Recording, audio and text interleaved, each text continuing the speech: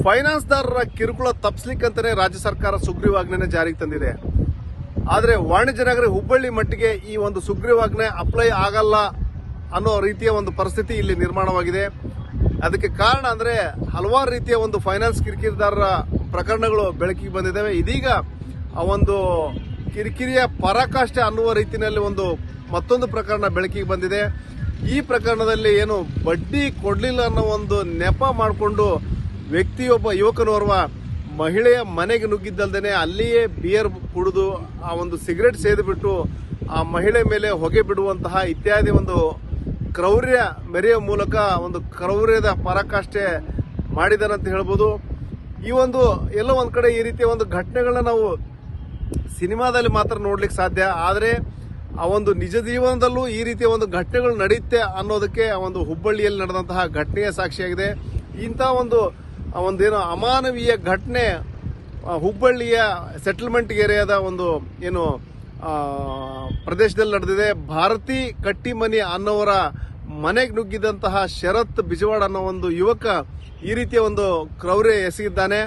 ಈಗ ಆ ಒಂದು ಕ್ರೌರ್ಯ ಎಸಗಿದ ಶರತ್ ಬಿಜವಾಡ್ನನ್ನು ಪೊಲೀಸರು ಬಂಧಿಸಿದ್ದಾರೆ. ಇಲ್ಲಿ ಏನು ಪ್ರಕರಣದ ಏನು ಸಂತ್ರಸ್ತೆ ಅಂತ ಹೇಳ್ತೀವಿ, ಏನು ಪ್ರಕರಣದಲ್ಲಿ ಏನು ಹಲ್ಲೆಗೊಳಗಾದಂತಹ ಭಾರತಿ ಏನಂದ್ರೆ ಶರತ್ ಬಿಜವಾಡನ ತಂದೆಯ ಬಳಿ 1 ಲಕ್ಷ ರೂಪಾಯಿ ಸಾಲ ತೆಗೆದುಕೊಂಡಿದ್ಲು. ಅದು 15 ವರ್ಷಗಳ ಹಿಂದೆ 1 ಲಕ್ಷ ರೂಪಾಯಿ ಸಾಲ ತೆಗೆದುಕೊಂಡಂತಹ ಭಾರತಿ ಏನಂದ್ರೆ ಪ್ರತಿ ತಿಂಗಳು 10,000 ಬಡ್ಡಿ ರೂಪದಲ್ಲಿ ವಾಪಸ್ ಕೊಡ್ತಾ ಇದ್ಲು.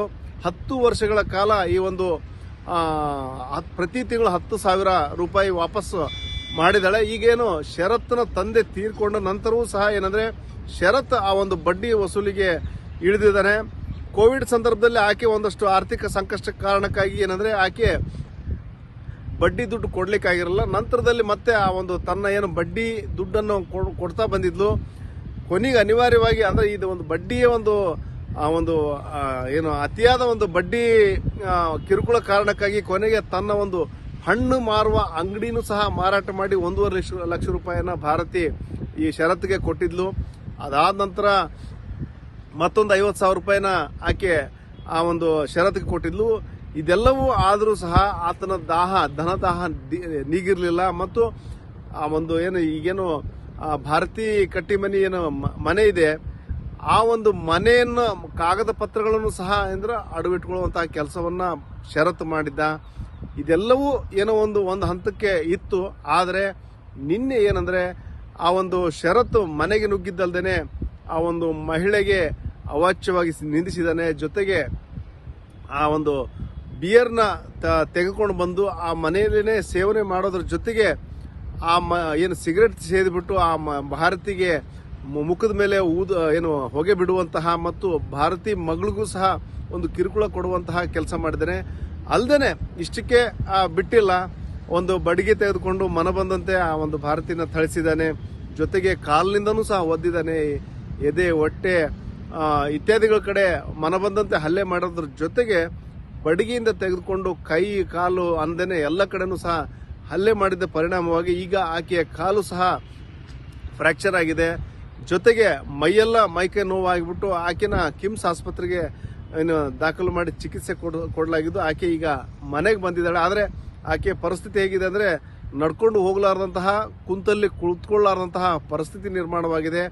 ಇಲ್ಲಿ ಏನು ಶರತ್ ಬಿಜವಾಡ್ ಏನಿದ್ದಾನೆ ಆ ಒಂದು ಇದೇ ರೀತಿ ಇದು ಮೊದಲನೇ ಘಟನೆ ಅಲ್ಲ. ಈ ರೀತಿ ಆಗಾಗ ಬಂದು ಕಿರುಕುಳ ಕೊಡುವಂತಹ ಕೆಲಸ ಮಾಡ್ತಾ ಇದ್ದ. ಆದ್ರೆ ಈ ಬಾರಿ ಏನಂದ್ರೆ ಮನೆಯಲ್ಲೇ ಬಂದ್ಬಿಟ್ಟು ಅವ್ರ ಮನೆಗೆ ನುಗ್ಗಿ ಬಿಯರ್ ಕುಡಿದು ಸಿಗರೆಟ್ ಸೇದಿ ಇತ್ಯಾದಿ ಈ ರೀತಿಯ ಕ್ರೌರ್ಯ ಮೆರೆಯೋದ್ರ ಜೊತೆಗೆ ಆಕೆ ಭಾರತಿಗೆ ಮನಬಂದಂತೆ ಥಳಿಸಿ ಹಲ್ಲೆ ಮಾಡಿ ಮತ್ತೆ ಧಮಕಿ ಬೇರೆ ಕೊಟ್ಟು ಹೋಗಿದ್ದಾನೆ. ನೀನೇನಾದ್ರೂ ನನ್ನ ದುಡ್ಡು ವಾಪಸ್ ಕೊಟ್ಟಿಲ್ಲ ಅಂದ್ರೆ ನೀನು ಮತ್ತೆ ಬೇರೆ ರೀತಿಯ ಕೆಟ್ಟ ಪರಿಣಾಮ ಎದುರಿಸಬೇಕಾಗುತ್ತೆ ಅನ್ನೋ ಎಚ್ಚರಿಕೆಯನ್ನು ಸಹ ಕೊಟ್ಟಿದ್ದಾನೆ. ಕೊನೆಗೆ ಅನಿವಾರ್ಯವಾಗಿ ಭಾರತಿ ಏನಂದ್ರೆ ಪೊಲೀಸ್ ಠಾಣೆ ಮೆಟ್ಲತ್ತಿದ್ದಾಳೆ.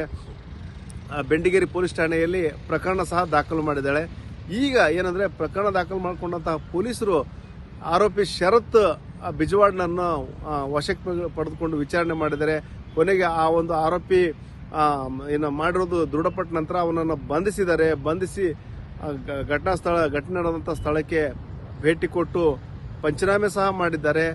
ಮತ್ತು ಎಲ್ಲೋ ಒಂದು ಕಡೆ ಇಲ್ಲಿ ಈ ಒಂದು ಘಟನೆ ಖಂಡಿತವಾಗಿಯೂ ಒಂದು ಅಮಾನವೀಯ ಘಟನೆ ಅಂತ ಹೇಳ್ಬೋದು. ಮತ್ತು ಈ ಕುರಿತು ಪ್ರತಿಕ್ರಿಯೆ ನೀಡಿರುವಂತಹ ಶಶಿಕುಮಾರ್, ಪೊಲೀಸ್ ಆಯುಕ್ತ ಶಶಿಕುಮಾರ್ ಅವರು ಸಹ ಈ ರೀತಿಯ ಒಂದು ಘಟನೆಗಳ ನಾವು ಯಾವುದೇ ಕಾರಣಕ್ಕೂ ಸಹಿಸಲ್ಲ. ಯಾಕಂದ್ರೆ ಯಾರೇ ಆದರೂ ಸಹ ನೀವು ಒಂದು ವೇಳೆ ಸಾಲ ಕೊಟ್ಟಿದ್ರಂದ್ರೆ ಅದನ್ನ ಕೇಳೋ ರೀತಿ ಬೇರೆ ಇರ್ತದೆ ಮತ್ತು ಕಾನೂನಿನ ಪ್ರಕಾರನೇ ನೀವು ಕಾನೂನಿನ ಅಡಿನೇ ಏನಾದರೂ ಆ ರೀತಿ ಮರುಪಾವತಿ ಮಾಡ್ಕೊಳ್ತಿತ್ತಂದ್ರೆ ಮಾಡ್ಕೋಬೇಕು. ಆದರೆ ಈ ರೀತಿ ಒಂದು ಏನು ಮೀಟರ್ ಬಡ್ಡಿ ಲೆಕ್ಕದಲ್ಲಿ ಅದು ಮನಸ್ಸಿಗೆ ಬಂದಂತೆ ಬಡ್ಡಿ ವಿಧಿಸಿಬಿಟ್ಟು ಅದಕ್ಕೆ ಈಗಾಗಲೇ ಏನೋ ಆಕೆ ಅಸಲು ಅಂದ್ರೆ ಈಗಿನ ಲೆಕ್ಕ ನೋಡಿದಾಗ ಈಗೇನು 1 ಲಕ್ಷಕ್ಕೆ ಹೆಚ್ಚು ಕಡಿಮೆ 14 ಲಕ್ಷಕ್ಕೂ ಹೆಚ್ಚು ಹಣವನ್ನ ಈಗಾಗಲೇ ಭಾರತಿ ಪಾವತಿ ಮಾಡಿದ್ರು ಸಹ ಈಗಲೂ ಸಹ ಅಸಲು ಹಾಗೆ ಉಳಿದಿದೆ ಮತ್ತು ಈಗ ಬಡ್ಡಿ ಅಷ್ಟೇ ಕಟ್ಟಿದ್ದಾರೆ, ಇನ್ನು ಬಡ್ಡಿನೂ ಸಹ ಇಷ್ಟು ಬಾಕಿ ಇದೆ ಅನ್ನೋ ಒಂದು ಮಾತನ್ನು ಹೇಳ್ತಾ ಇದ್ದಾರೆ. ಅವ್ರ ಕಡೆ 1 ಲಕ್ಷ ರೂಪಾಯಿ ಸಾಲ ತಗೊಂಡಿದ್ದಿಲ್ಲ ನಾನು, ಸುಮಾರು ಒಂದು 10 ವರ್ಷ ಆತ್ರಿ ಸರ್. ಆಮೇಲೆ ಒಂದು 7-8 ತಿಂಗಳಾತ್ರಿ 50,000 ರೂಪಾಯಿ ಕೊಟ್ಟೇನ್ರಿ.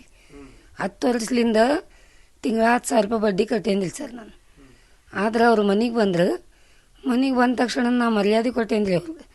ಇಲ್ಲ ಅಪ್ಪಿ ನನ್ನ ಮೈಯಾಗ ಏನಿಲ್ಲ, ಈ ಥರ ಹೊಡಿಬೇಡ ನನಗೆ ಅಂದಿರಿ ನಾನು. ಆದ್ರೂ ನನ್ನ ಮಗಳ ಮೈ ಮ್ಯಾಗ ಹೋದಾರ್ಲಿ ಅವ. ನಾನು ಹುಡುಗಿಗೆ ತ್ರಾಸ ಮಾಡಬೇಡಪ್ಪ, ಸಣ್ಣ ಪಾಪು ಅದ ಅಂತಂದೇರಿ. ಏನಾದ್ರೂ ಕೇಳಲಿಲ್ರಿ. ಒಂದು ಇಷ್ಟು ಚಿಕ್ಕ ಹುಡುಗನ ಕೈಲೇ ದೋಸ್ತನ ಕೈಲೇ ಬಿಯರ್ ತರಿಸಿದಾರ್ಲಿ ಅವ. ಬಿಯರ್ ತರಿಸಿ ಸಿಗರೇಟ್ ಸೇದಿ ನಮ್ಮ ಮಾರಿ ಮೇಲೆ ಎಲ್ಲ ಹೋಗಿ ಬಿಟ್ಟಾರ್ರಿ. ಇಲ್ಲೇ ಬಿಯರ್ ಕುಡ್ದ, ಸಿಗರೇಟ್ ಸೇದ್ದ. ಆಮೇಲೆ ಒಳಗೆ ಹೋಗಿ ಏನೇನು ಬೇಕು ಅದನ್ನು ಹುಡುಕ್ಯಾಡಕತ್ತಾರಿ. ಏನು ಸಿಗ್ತೈತೆ ಅದರಲ್ಲೇ ನಾವು ಹೊಡೆದಾರಿ ಸರ್. ಇಲ್ಲಿ ಹೊಡ್ಯಾಕತ್ತ ಅಂತೇಳಿ ನಾನು ತಪ್ಪಿಸ್ಕೊಂಡು ಬೇರೆ ಕಡೆ ಹೋದೆ ರೀ ಹೊರಗಡೆ. ಅಲ್ಲಿ ಹೊರಗಡೆ ಹೋದ್ರೂ ನನಗೆ ಬಾಕ್ಸಿಂಗ್ಲಿ ಹೊಡೆದಾರಿ ಸರ್.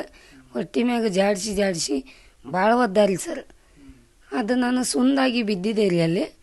ಮತ್ತು ಅಲ್ಲಿಂದ ಎಚ್ಚರ ಮಾಡಿ ನೀರು ತೊಗೊಂಡು ನೀರು ಮಾರಿ ಮ್ಯಾಗ ಅಣಿಸ್ಕೊಂಡು ಅವ್ರ ಮಮ್ಮಿಯವ್ರ ಮನೆ ಕಡೆ ಹೋದೆ ರೀ. ಅವ್ರ ಮಮ್ಮಿನೂ ರಿಕ್ಸ್ ತಗೊಲಿಲ್ಲ ರೀ ಸರ್. ನನಗೆ ಭಾಳ ಆತಿದೆ ಅಂತೇಳಿ ನಾನು ಪೊಲೀಸ್ ಸ್ಟೇಷನ್ ಕಂಪ್ಲೇಂಟ್ ಮಾಡಿದೆ. ಇದೇ ಒಂದು ಸತ್ಯ ರೀ. ಸ್ಪಷ್ಟವಾಗಿ ಮೈಕ್ರೋ ಫೈನಾನ್ಸ್ ಇರ್ಬೋದು ಅಥವಾ ಬೇರೆ ಯಾರಾದರೂ ಬಡ್ಡಿ ಕೋರರು ಇರ್ಬೋದು, ಮೀಟರ್ ಬಡ್ಡಿದಾರರು ಇರ್ಬೋದು ಅಥವಾ ಬೇರೆ ರೀತಿ ಬಡ್ಡಿ ವ್ಯವಹಾರ ಮಾಡ್ತಿರೋವಂಥವ್ರು ಇರ್ಬೋದು, ಅವ್ರಿಗೆಲ್ಲ ಭಾಳ ಸ್ಪಷ್ಟವಾದ ಸಂದೇಶವನ್ನು ನೀಡಲಾಗಿದೆ. ಕಾನೂನು ಬಾಹಿರ ಮತ್ತು ನಿಯಮ ಬಾಹಿರವಾಗಿ ಯಾವುದೇ ಕಾರಣಕ್ಕೂ ಯಾರಿಂದನೂ ಹಣ ವಸೂಲಿ ಮಾಡುವಂಥದ್ದು, ಬೆದರಿಕೆ ಹಾಕುವಂಥದ್ದು, ಬೈಗುಳ ಬೈಯುವಂಥದ್ದು ಮತ್ತು ಮನೆಯ ಹೆಣ್ಮಕ್ಳನ್ನ ಟಾರ್ಗೆಟೆಡ್ ಆಗಿ ಅಥವಾ ಮಕ್ಕಳನ್ನ ಟಾರ್ಗೆಟೆಡ್ ಆಗಿ ಮರ್ಯಾದೆ ಕಳಿತೀನಿ ಅಂತ ದಾರಿಲಿ ಅಡ್ಡ ಹಾಕುವಂಥದ್ದು, ಇದು ಯಾವುದು ಮಾಡಬಾರ್ದು ಅಂತ ಭಾಳ ಸ್ಪಷ್ಟವಾದ ಸಂದೇಶ ನೀಡಲಾಗಿದೆ. ಇಷ್ಟಾಗಿಯೂ ಕೂಡ ಎಲ್ಲಿ ಘಟನೆಗಳು ನಡೆಯುತ್ತೆ ಅಂತ ನಮಗೆ ಮಾಹಿತಿ ಬರುತ್ತೆ ಅಲ್ಲಿ ಇಮಿಡಿಯೇಟಾಗಿ ಪ್ರಕರಣ ದಾಖಲು ಮಾಡ್ಕೊಳ್ಳುವಂಥದ್ದು ಮತ್ತು ಅದಕ್ಕೆ ಅಗತ್ಯ ಕ್ರಮವನ್ನು ಕೈಗೊಳ್ಳುವಂಥದ್ದು ಮಾಡಲಾಗ್ತಾ ಇದೆ. ಬೆಂಡಿಗೇರಿ ಪೊಲೀಸ್ ಠಾಣಾ ಸರಹದ್ನಲ್ಲಿ ಒಂದು ಪ್ರಕರಣ ದಾಖಲಾಗಿದೆ. ಇದರಲ್ಲಿ ಶ್ರೀಮತಿ ಭಾರತಿ ಹನುಮಂತ್ ಕಟ್ಟಿಮನಿ ಅಂತ ಇವರು ಸುಮಾರು ವರ್ಷಗಳ ಹಿಂದೆ 1 ಲಕ್ಷ ರೂಪಾಯಿ ಹಣವನ್ನು ಶರತ್ ತಂದೆ ಅಶೋಕ್ ಬಿಜ್ವಾಡ್ ಅನ್ನೋರ ಹತ್ರ ಪಡ್ಕೊಂಡಿದ್ದು, ಕಾಲಕ್ಕೆ ಬಡ್ಡಿ ಕಟ್ತಾ ಬಂದಿದ್ದರೂ ಕೂಡ, ಅದು ಸ್ವಲ್ಪ ಹೈಯರ್ ರೇಟ್ ಆಫ್ ಇಂಟ್ರೆಸ್ಟಲ್ಲಿ ಬಡ್ಡಿ ಕಟ್ತಾ ಬಂದಿದ್ದರೂ ಕೂಡ ಮನೆಗೆ ಹೋಗ್ಬಿಟ್ಟು ಮನೆಯಲ್ಲಿ ಅವರಿಗೆ ಬೆದರಿಕೆ ಹಾಕಿ ಆಕೆಗೆ ಬೈದು ಆಕೆಯ ಮಾನಹಾನಿ ಆಗೋ ರೀತಿಯಲ್ಲಿ ನಡ್ಕೊಂಡು ಮತ್ತು ಅವರ ಕುಟುಂಬ ಸದಸ್ಯರಿಗೂ ಕೂಡ ಬೆದರಿಕೆ ಹಾಕಿದ ಹಿನ್ನೆಲೆಯಲ್ಲಿ ಒಂದು ಪ್ರಕರಣವನ್ನು ಬೆಂಡಿಗೇರಿ ಪೊಲೀಸ್ ಠಾಣೆಯಲ್ಲಿ ದಾಖಲು ಮಾಡಿಕೊಂಡು ಶರತ್ ತಂದೆ ಅಶೋಕ್ ಬಿಜ್ವಾಡ್ ಅನ್ನೋವಂಥವ್ರನ್ನ ಈಗಾಗಲೇ ನಾವು ವಶಕ್ಕೆ ತೊಗೊಂಡು ವಿಚಾರಣೆಯನ್ನು ಮಾಡ್ತಾಯಿದ್ದೀವಿ. ಆಕೆ ಮಾಡಿರೋ ಆರೋಪಗಳು ಮತ್ತು ಈತನ ಹಿನ್ನೆಲೆ ಮತ್ತು ಈತ ಯಾವ ರೀತಿ ಕೃತ್ಯ ಎಸಗಿದ್ದಾನೆ ಅನ್ನೋದ್ರ ಮೇಲೆ ಮುಂದಿನ ಅಗತ್ಯ ಕಾನೂನು ಕ್ರಮವನ್ನು ಕೈಗೊಳ್ಳಲಾಗುತ್ತೆ. ಮತ್ತೊಮ್ಮೆ ಭಾಳ ಸ್ಪಷ್ಟವಾಗಿ ನಾನು ಹೇಳಲಿಕ್ಕೆ ಇಷ್ಟಪಡ್ತೇನೆ, ಹುಬ್ಬಳ್ಳಿ ಧಾರವಾಡ ನಗರ ಕಮಿಷನರೇಟ್ ವ್ಯಾಪ್ತಿಯಲ್ಲಿ ಯಾವುದೇ ಕಾರಣಕ್ಕೂ ಕಾನೂನು ಬಾಹಿರವಾಗಿ ಅಥವಾ ನಿಯಮ ಬಾಹಿರವಾಗಿ, ಅದು ಮೈಕ್ರೋ ಫೈನಾನ್ಸ್ ಇರ್ಬೋದು ಅಥವಾ ಬೇರೆ ಯಾವುದೇ ಫೈನಾನ್ಷಿಯಲ್ ಇನ್ಸ್ಟಿಟ್ಯೂಷನ್ಸ್ ಇರ್ಬೋದು ಅಥವಾ ಇಂಡಿವಿಜುವಲ್ಸ್ ಇರ್ಬೋದು, ಯಾರೂ ಕೂಡ ಕಿರುಕುಳ ಕೊಡುವಂಥ ಕೆಲಸವನ್ನು ಮಾಡೋಂಗಿಲ್ಲ. ಅಟ್ ದಿ ಸೇಮ್ ಟೈಮ್ ಆ ಥರ ಏನಾದರೂ ಕಿರುಕುಳ ಆಗ್ತಾಯಿದೆ ಅಂತ ಗಮನಕ್ಕೆ ಬಂದಂಥ ಸಂದರ್ಭದಲ್ಲಿ ಪೊಲೀಸ್ ಇಲಾಖೆ ಸೇರಿದಂತೆ ಜಿಲ್ಲಾಡಳಿತದ ವಿವಿಧ ಇಲಾಖೆಗಳಿಗೆ ಕಂಪ್ಲೇಂಟ್ ಕೊಡಲಿಕ್ಕೆ ಅವಕಾಶ ಇದೆ. ಸಾರ್ವಜನಿಕರು ಮುಕ್ತವಾಗಿ ಬಂದು ಕಂಪ್ಲೇಂಟ್ ಕೊಡಿ, ಕಾನೂನಲ್ಲಿ ಏನು ಅವಕಾಶ ಇದೆ ಆ ರೀತಿ ನಿಮಗೆ ಅಗತ್ಯ ರಕ್ಷಣೆಯನ್ನು ಒದಗಿಸಲಾಗುತ್ತೆ. ಇದು ಯಾವುದೇ ಕಾರಣಕ್ಕೂ ಕ್ಷಮಿಸಲಾರದಂತಹ ತಪ್ಪಿದು. ಅಲ್ಲದೆ ಏನು ಈ ರೀತಿ ಒಂದು ಹಣ ಕೊಟ್ಟಿಲ್ಲ, ಮರುಪಾವತಿ ಮಾಡಿಲ್ಲ ಅಂತೇಳಿ ಮನೆಗೆ ನುಗ್ಗಿ ಈ ರೀತಿ ಒಂದು ಮಹಿಳೆಯರ ಮೇಲೆ ದೌರ್ಜನ್ಯ ಎಸಗುವುದನ್ನು ನಾವು ಯಾವುದೇ ಕಾರಣಕ್ಕೂ ಸಹಿಸಲ್ಲ ಮತ್ತು ಕಾನೂನಿನ ರೀತಿ ಕ್ರಮ ಕೈಗೊಳ್ತೀವಿ. ಈಗಾಗಲೇ ಏನು ಆರೋಪಿನ ಬಂಧಿಸಿದ್ವಿ, ಅದನ್ನು ವಿಚಾರಣೆಗೆ ಗುರುಪಡಿಸಿದ್ವಿ ಮುಂದಿನ ಕಾನೂನು ರೀತಿ ಕ್ರಮ ಕೈಗೊಳ್ತೀವಿ. ಈಗೇನು ಹೊಸ ಏನು ಸುಗ್ರೀವಾಜ್ಞೆ ಜಾರಿಗೆ ತಂದಿದ್ದಾರೆ ಅವೆಲ್ಲವನ್ನು ಕಾನೂನುಗಳ ಪ್ರಕಾರ ಮುಂದಿನ ಕ್ರಮ ಕೈಗೊಳ್ತೀವಿ ಅಂತೇಳಿ ಶಶಿಕುಮಾರ್ ಅವರು ಹೇಳಿದ್ದಾರೆ. ಒಟ್ಟಾರೆ ಈ ಒಂದು ಘಟನೆ ಏನಂದ್ರೆ ಖಂಡಿತ ಸರ್ಕಾರ ಒಂದ್ ಕಡೆ ಕಾನೂನು ಮಾಡಿದ್ರು ಸಹ ಅದು ಆ ಒಂದು ಏನು ಮೀಟರ್ ಬಡ್ಡಿಕೋರರಿಗೆ ಅದು ಮುಟ್ತಾ ಇಲ್ವಾ ಅಥವಾ ಅವ್ರಿಗೆ ಅಪ್ಲೈ ಆಗ್ತಾ ಇಲ್ವಾ ಅನ್ನೋ ಒಂದು ಪ್ರಶ್ನೆಯನ್ನ ಹೇಳುವಂತೆ ಮಾಡಿದೆ. ಅಟ್ಲೀಸ್ಟ್ ಈಗಲಾದ್ರೂ ಈ ರೀತಿಯ ಒಂದು ಘಟನೆಗಳು ನಡೆದ ನಂತರವಾದ್ರೂ ಅಟ್ಲೀಸ್ಟ್ ರಾಜ್ಯ ಸರ್ಕಾರ ಎಚ್ಚೆತ್ತುಕೊಳ್ಬೇಕು. ಈ ರೀತಿಯ ಒಂದು ಏನು ಕಿರುಕುಳ ಕೊಡುವಂತಹ ಮೀಟರ್ ಬಡ್ಡಿ ದಂಧೆಕೋರರಿಗೆ ಮೇಲೆ ನಿರ್ದಾಕ್ಷಿಣ್ಯ ಕ್ರಮ ಕೈಗೊಳ್ಳುವಂತಹ ಅನಿವಾರ್ಯತೆ ಇದೆ. ಶಿವರಾಮ ಸುಂಡಿ, ನ್ಯೂಸ್ 18 ಹುಬ್ಬಳ್ಳಿ.